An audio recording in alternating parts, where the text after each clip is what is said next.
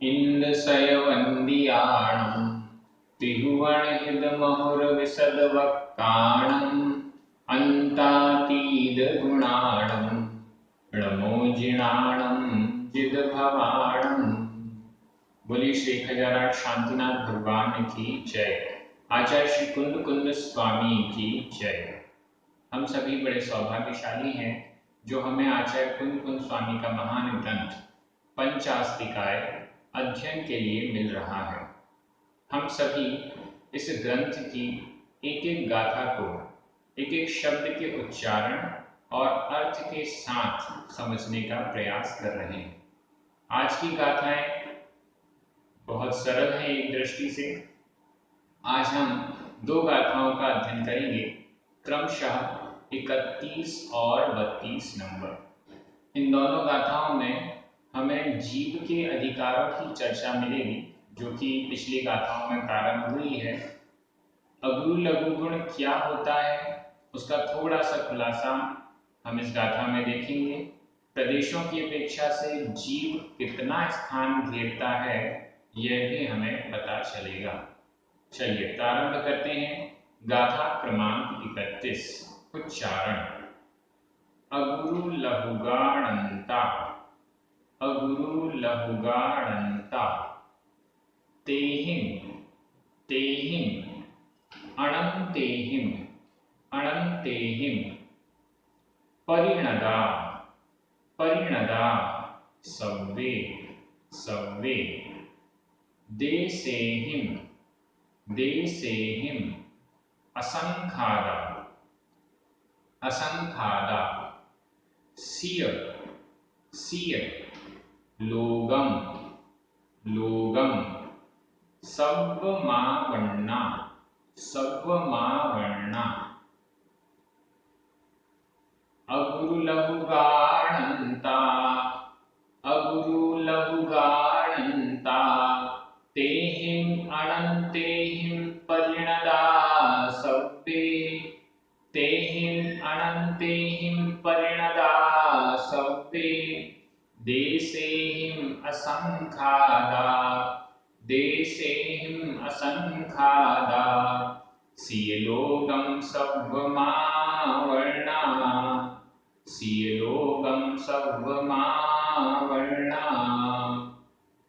गाथा बहुत सरल है और इसका अर्थ भी आसानी से हम समझ सकते हैं। अगुरु लहुगाणन्ता, संधि विच्छेद कर लीजिए। अगुरु लहुगा, गा में बड़े आ की मात्रा, अणन्ता छोटा आ, बड़ा आ और छोटा आ मिलकर बड़ा आ हो गया। अगुरु लहुगा अणन्ता। और अगर इसमें अगुरु लहुगा अणन्ता ऐसा करेंगे तो भी अ का लोप हो गया है, ऐसा मानकर हम अ को निकाल सकते हैं। दोनों प्रकार से संधि के नियम से भी हम इसमें छोटा अ निकाल सकते हैं, और अगर लोप मान लेते हैं तो भी हम इसमें छोटा आ करके अणन्ता यह शब्द निकाल सकते हैं। अगुरु लहुगा अणन्ता, अगुरु लहुगा, अगुरु लघु नाम का जो गुण है वो अनंता अनंत है। अगुरु लघु नाम का जो गुण सभी द्रव्यों में पाया जाता है उसके अनंत अविभागी प्रतिच्छेद होते हैं। नोट करते जाइएगा, अगुरु लघु गुण के अनंत अविभागी परिच्छेद होते हैं। अनंत अविभागी परिच्छेद का क्या तात्पर्य है? अविभागी जिसका विभाग नहीं किया जा सकता, जिसको अलग नहीं किया जा सकता, जिसको और छोटा टुकड़ा नहीं किया जा सकता, सबसे छोटा जो हिस्सा है उसे कहते हैं अविभागी परिच्छेद। यहाँ परिच्छेद से तात्पर्य सबसे छोटा टुकड़ा। ऐसे छोटे छोटे छोटे छोटे टुकड़े मिलाकर अनंत अविभागी परिच्छेदों का यह अगुरु लघु गुण होता है। इसलिए यहाँ पर लिखा है अगुरु लघुगा अनंता। अगुरु लघु नामक जो गुण हैं वो अनंत हैं, अनंता अनंत हैं। तेहि अनंते ही, उन अनंतों के द्वारा, उन अनंत अगुरु लघु गुणों के द्वारा क्या होता है? परिणदा सव्वे, सव्वे यानी सभी, यहाँ पर प्रकरण जीव का चल रहा है। सव्वे सभी जीव, सभी जीव द्रव्य, और अगर नॉर्मल हम द्रव्य माने तो सभी द्रव्य, सभी द्रव्य, सभी शुद्ध द्रव्य परिणदा, परिणत हैं, परिणमन किया हुआ है जिसने, वह है परिणत। परिणदा, परिणत है, परिणत यानी परिणमन किया हुआ। सब्बे, सभी जीव द्रव्य या सभी द्रव्य, ते ही अनते ही, उन अनंत अगुरु लघु गुणों के द्वारा परिणता, परिणत हैं, परिणमन किया हुआ है या परिणमनशील है, ऐसा हमें समझना चाहिए। ये जो अगुरु लघु गुण है उसके कारण सभी शुद्ध द्रव्यों में परिणमन होता है। और भी कुछ बातें अगुरु लघु गुण के बारे में बता देता हूं, आप नोट करिएगा। बिना नोट करे आप कुछ भी करेंगे तो शायद गड़बड़ हो सकती है, इसलिए नोट जरूर करें। अगुरु लघु नाम के बहुत सारे गुण होते हैं। नाम कर्म का एक भेद भी अगुरु लघु है, यहाँ उसकी चर्चा नहीं है। सिद्ध भगवान के 8 गुणों में भी एक अगुरु लघु नाम का गुण है, यहाँ उसकी भी चर्चा नहीं है। यहाँ जो तीसरा अगुरु लघु गुण है, जो कि सभी शुद्ध द्रव्यों में पाया जाता है, हम उसकी चर्चा कर रहे हैं। इस अगुरु लघु गुण के गुण में 6 स्थान की हानि और वृद्धि होती है। षट स्थान पतित हानि वृद्धि, 6 स्थान, 6 स्थान मतलब 6 प्रकार की हानि और 6 प्रकार की वृद्धि। हानि का मतलब होता है कम होना, घटना, और वृद्धि का मतलब होता है बढ़ना। यह हानि और वृद्धि 6 प्रकार की अगुरु लघु गुण के कारण होती है। इनके नाम देख लीजिए, मैंने स्क्रीन पर भी इनको नामों को रखा है, आप नोट करते जाइए और उनको एक एक करके समझने का हल्का फुल्का प्रयास हम करेंगे। 6 प्रकार की वृद्धियां और 6 प्रकार की हानियां। इसका वर्णन आपको अन्य ग्रंथों में भी मिलेगा। आचार्य देवसेन स्वामी का ग्रंथ है आलाप पद्धति, उसमें भी इसका प्रकरण है। नए चक्र में भी प्रकरण है। यहाँ पर पंचाशिकाएं में भी अनेक बार अगुरु लघु शब्द आ चुका है, और टीकाओं में आचार्य जयसेन स्वामी ने, आचार्य अमृतचंद स्वामी ने खुलासा किया है। धवला ग्रंथों में भी अगुरु लघु गुण की चर्चा है। राजवार्तिक, श्लोक वार्तिक, अनेक ग्रंथों में जहां पर भी अर्थ पर्याय की चर्चा की गई है, जहां पर भी शुद्ध द्रव्यों में उत्पाद और व्यय की चर्चा की गई है, वहां पर अगुरु लघु गुण का प्रकरण आया है। 6 प्रकार की वृद्धियां कौन कौन सी हैं, ध्यान से देखें। सबसे पहली है अनंत भाग वृद्धि, दूसरी असंख्यात भाग वृद्धि, तीसरी संख्यात भाग वृद्धि, चौथी संख्यात गुण वृद्धि, पांचवी असंख्यात गुण वृद्धि, और छठवीं अनंत गुण वृद्धि। और इनको ही 6 हानियों में हम पहुंच जाए तो अनंत भाग हानि पहले नंबर पर, वृद्धि की जगह हानि शब्द आ जाएगा। पहली हानि है अनंत भाग हानि, दूसरे नंबर पर असंख्यात भाग हानि, तीसरे नंबर पर संख्यात भाग हानि, चौथे नंबर पर संख्यात गुण हानि, पांचवें नंबर पर असंख्यात गुण हानि, और छठवें नंबर पर अनंत गुण हानि। ये हानि और वृद्धियां होती हैं। वृद्धि का मतलब है बढ़ना, हानि का मतलब है घटना।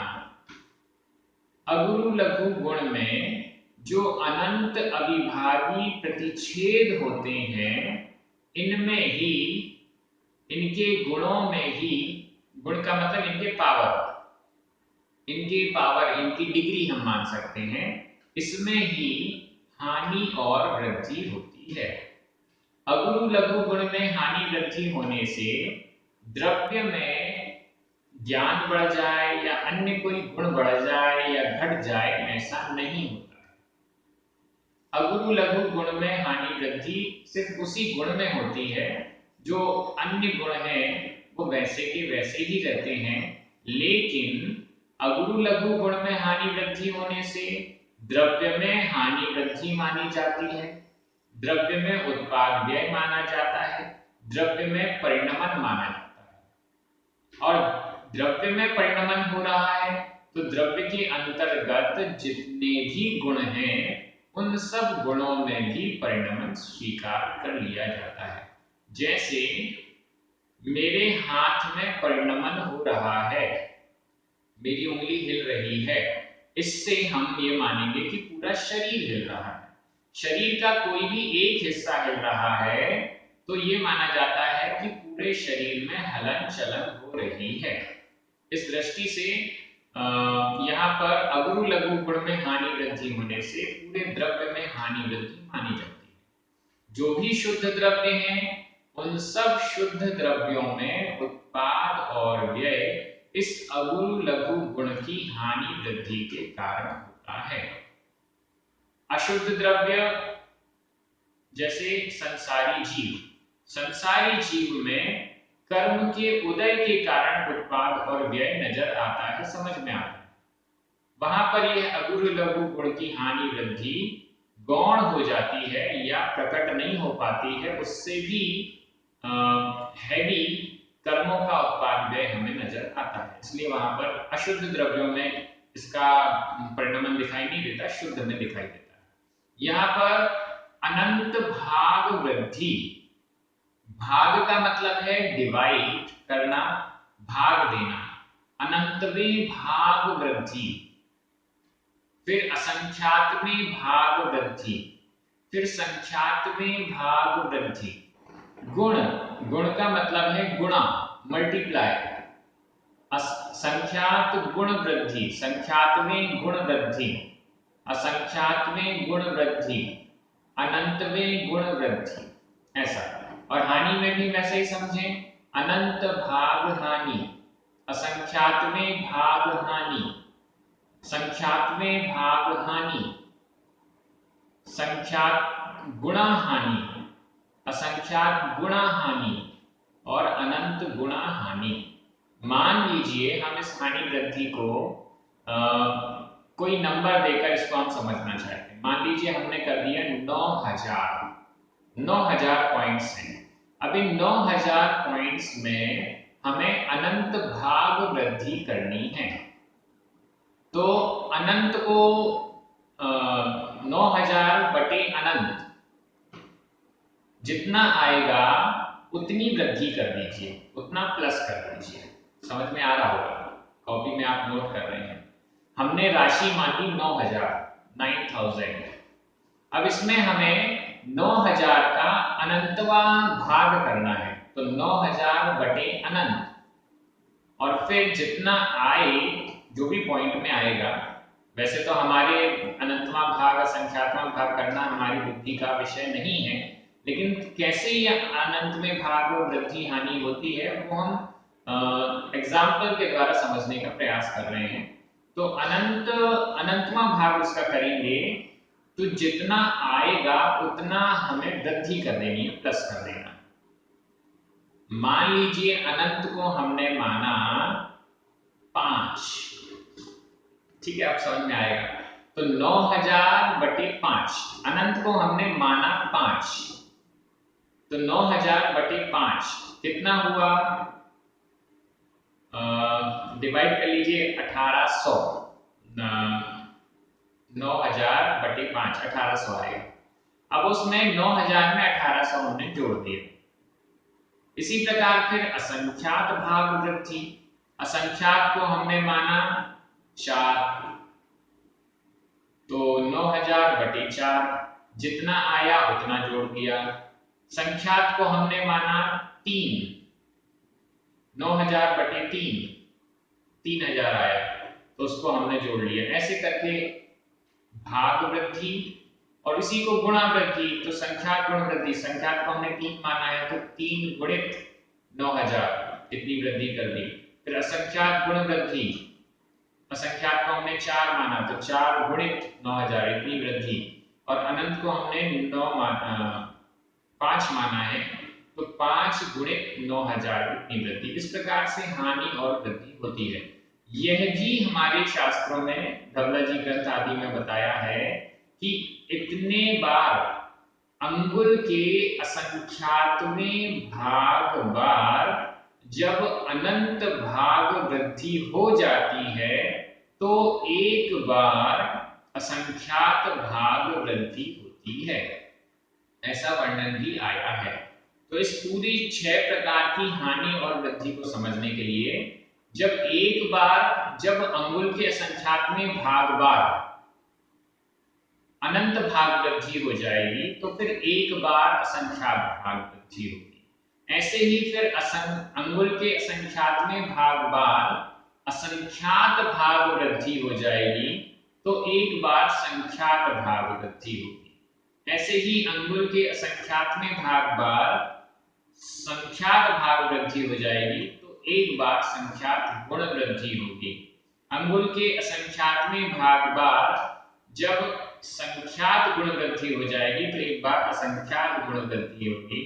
और अंगुल के असंख्यातवें भाग बार जब असंख्यात गुण वृद्धि हो जाएगी तो एक बार अनंत गुण वृद्धि होगी। अभी आपको समझ में नहीं आया होगा, लेकिन इस रिकॉर्डिंग को आप बार बार सुनिए और अपनी कॉपी में, जिसका मैथ्स गणित बहुत अच्छा है वो अपनी कॉपी में इसको सॉल्व करने का प्रयास करेगा तो उसे समझ में आएगा। ऐसे ही वृद्धि कर लीजिए प्लस प्लस प्लस और हानि कर दीजिए माइनस माइनस माइनस। ये हानि वृद्धि कैसी होती है? जैसे समुद्र में लहरें उठती हैं। लहरें हम देखते हैं तो लहर यूं उठी और यूं गिर गई, लहर उठी और गिर गई, लेकिन ये उठना गिरना प्रति समय हो रहा है, धीरे धीरे वृद्धि वृद्धि वृद्धि वृद्धि वृद्धि वृद्धि ऐसे प्रति समय बढ़ता जा रहा है। और फिर जब हानि होगा तो हानि हानि हानि हानि हानि, प्रति समय हानि हो रही है। यह इससे समुद्र का पानी, तालाब का पानी, नदी का पानी, या हमने एक थाली में पानी भरा और उसमें हमने हिलाया तो लहरें उठी, तो थाली का पानी कमबड़ नहीं हो रहा, समुद्र का पानी कमबड़ नहीं हो रहा, नदी का पानी, तालाब का पानी कम या ज्यादा नहीं हो रहा है, मात्र उसमें लहरें उठ रही हैं। वैसे ही अगुरु लघु गुण के हानि और वृद्धि होने से द्रव्य के गुणों में कोई हानि वृद्धि या कम या बढ़ नहीं हो रहा है, मात्र वे लहरें उठ रही हैं। ऐसा समझना चाहिए। आपको काफी कुछ समझ में आया होगा, जितना आया उतना ठीक समझिए और इसको कॉपी में नोट करके सॉल्व करेंगे तो और ज्यादा समझ में आएगा। मैंने तो 2-3 बार ब्लैक बोर्ड में सांगानेर में जब टीचर था तो समझने और समझाने का प्रयास किया तो अच्छा लगा। आप भी ऐसा कर सकते हैं। तो इस प्रकार से ये अगुरु लघु गुण है। अगुरु लघु गुण सभी शुद्ध द्रव्यों में उत्पाद और व्यय कराता है। इससे अर्थ पर्यायें बनती हैं। प्रति समय जो पर्याय है वो अर्थ पर्याय है। ये अर्थ पर्याय हमें समझ में नहीं आती तो व्यंजन पर्याय, बहुत सारी अर्थ पर्याय मिल जाती है तो वो व्यंजन पर्याय होती है। उस व्यंजन पर्याय को हम समझ सकते हैं। इस व्यंजन पर्याय से ही, इस व्यंजन पर्याय को समझ कर ही हम अनुमान लगाते हैं कि इसकी कोई अर्थ पर्याय भी होनी चाहिए, प्रति समय वाली अर्थ पर्याय इसमें होनी चाहिए, ये हम समझ सकते हैं। तो इस दृष्टि से अगुरु लघु गुण अनंत होते हैं, उसमें अगुरु लघु गुण में अनंत अविभावी परिच्छेद होते हैं और तेहि उन अनंतों के द्वारा ही परिणदा सभी जीव परिणत हैं, परिणमन किया हुआ है जिन्होंने, वे हैं परिणत, उन्होंने परिणमन किया हुआ है। सभी द्रव्य, सभी शुद्ध द्रव्य इस अगुरु लघु गुण के कारण परिणमन करते हैं, ऐसा हमें समझना चाहिए। आगे की लाइन देखिए, वो बहुत सरल है। अगुरु लघु गुण की चर्चा तो हो गई। देशे ही असंख्याता, देशे ही देश की अपेक्षा से, प्रदेशों की अपेक्षा से, प्रदेशों के द्वारा, देशे ही प्रदेशों के द्वारा, जीव असंख्यादा असंख्यात प्रदेशी है। एक एक जीव द्रव्य में, प्रत्येक जीव द्रव्य में असंख्यात प्रदेश होते हैं। असंख्यात प्रदेश मतलब लोकाकाश में असंख्यात प्रदेश होते हैं। लोकाकाश में जितने प्रदेश हैं उतने ही प्रदेश जीव द्रव्य, प्रत्येक जीव द्रव्य के होते हैं। इसलिए देशे ही देशों की, देश यानी प्रदेश, प्रदेशों की दृष्टि से, प्रदेशों के द्वारा असंख्यादा असंख्यात प्रदेशी है ये जीव। सीय कथनचित, यहाँ पर वही सप्तभंग वाला सीय शब्द आ गया। सीय अर्थी, सीय अर्थी, सीय स्यात्, कथनचित, लोगम, सब्वम, आवन्ना, संधि विच्छेद कर ले, सब्वम आधा मां, आवन्ना बड़ा आ, आधा मां और बड़ा आ मिलकर मां में बड़े आ की मात्रा हो गई। सब्वम लोगम आवन्ना, सीय कथनचित, किसी दृष्टि से, किसी अपेक्षा से यह जीव सब्वम लोगम, समस्त लोक को, पूरे लोकाकाश को, आवन्ना व्याप्त करता है। यह जीव जब केवली समुद्घात में लोक पूर्ण अवस्था में होता है तो पूरे संपूर्ण लोकाकाश में व्याप्त हो जाता है। इस दृष्टि से जीव, असंख्यात प्रदेशी जीव का एक एक प्रदेश लोकाकाश के एक एक प्रदेश में स्थित हो जाता है। यह सीय शब्द यहाँ दिया है, कथनचित, किसी अपेक्षा से, किसी अवस्था में, इस दृष्टि से। तो यह गाथा का अर्थ क्लियर हो गया। मैं एक बार हिंदी अर्थ कर रहा हूं, आपकी नजर तुरंत प्राकृत शब्दों पर जाएगी। अगुरु लघु गुण के अनंत अविभावी परिच्छेद होते हैं, या अगुरु लघु गुण अनंत होता है। उन अनंतों के द्वारा सभी जीव या सभी शुद्ध द्रव्य परिणमन करते किया हुआ है, ऐसा।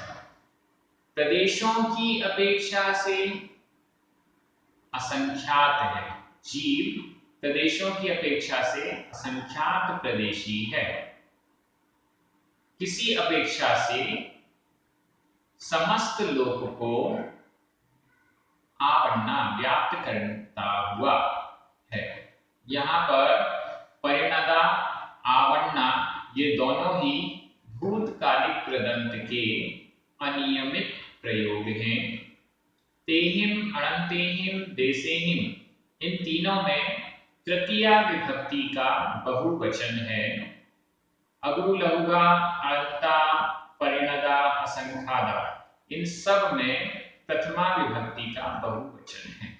ये हमें व्याकरण समझनी चाहिए। अगली गाथा में चलते हैं, गाथा क्रमांक 32। ये गाथा भी 31 नंबर से जुड़ी हुई है।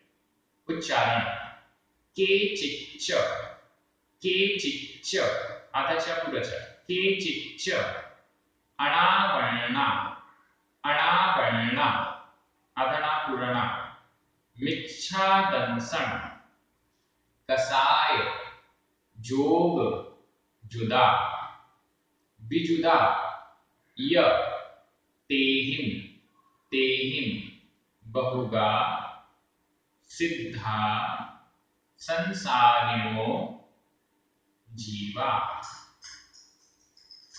केचिच्च अणावर्णा, केचिच्च अणावर्णा, मिच्छादंसन कसाय जोग जुदा, मिच्छादंसन कसाय जोग जुदा, विजुदायते ही बहुगा, विजुदायते ही बहुगा, सिद्धा संसारिणो जीवा, सिद्धा संसारिणो जीवा।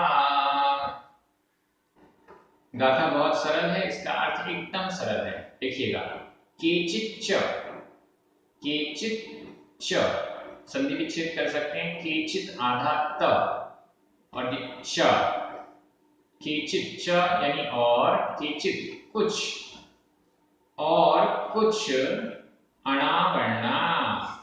ऊपर वाली गाथा में बताया गया सर्वम आवर्णा, सब लोक में आवर्ण है, व्याप्त है, व्यापक है, सारे लोक में व्याप्त हो जाता है।